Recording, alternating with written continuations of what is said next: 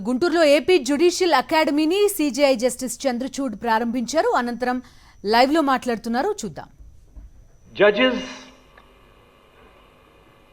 are important stakeholders in the justicing process because we discharge our duties amidst the conflict of parties.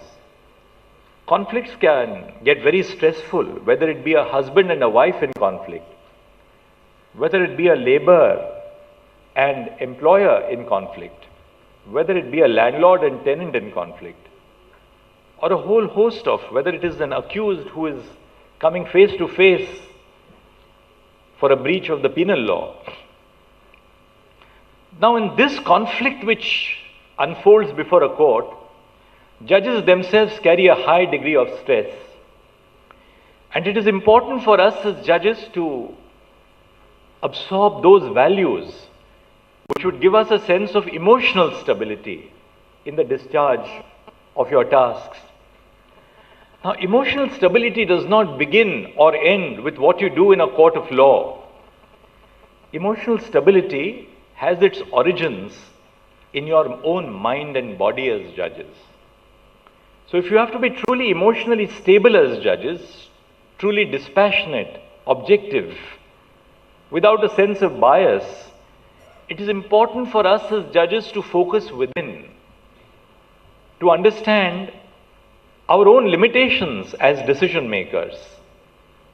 Each of us comes with a background, and I just began my presentation this morning by telling you that there are differences of background between different segments of our profession. But it is important for us as judges to understand what lies buried within our hearts, what lies buried within our minds. Because it is when we understand ourselves and we understand the limitations which we have, each one of us has as an individual, that we can truly become dispassionate decision makers. So understanding your own prejudices, understanding your own biases, unraveling your own prejudices of the mind, unraveling your own prejudices of the heart is the first and basic key to the opening of the justicing process in the personality of a judge. And I do believe, therefore, that our judicial academies must spend a great deal of time in giving a diversified exposure to young judges. While I was the director of the Maharashtra Judicial Academy as a sitting judge of the Bombay High Court, we placed a great deal of importance on exposing young judicial officers to a variety of influences.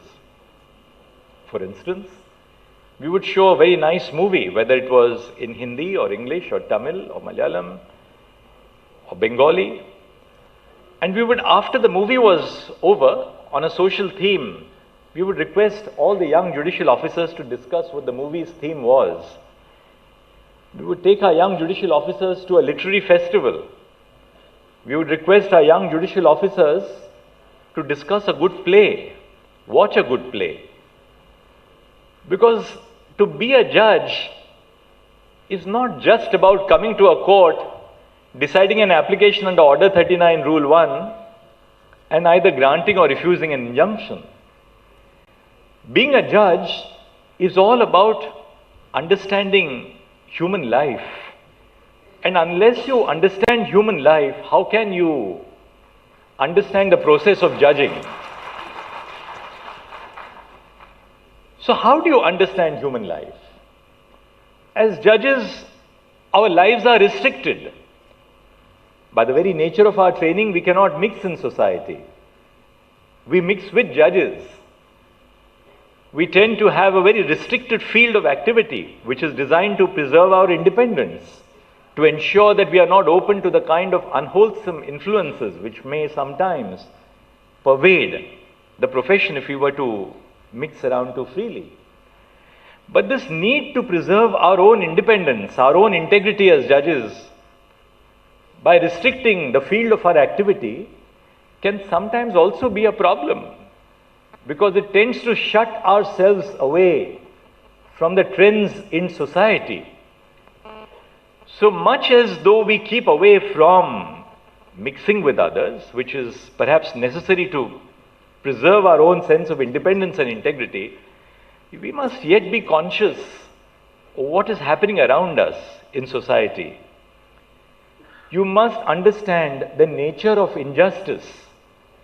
The higher you go, you will find the more distant you threaten to become. So while we do our work as judges, we must understand that we are deeply connected to, and our lives, both as judges and as members of the profession, are deeply interwoven with the societal fabric.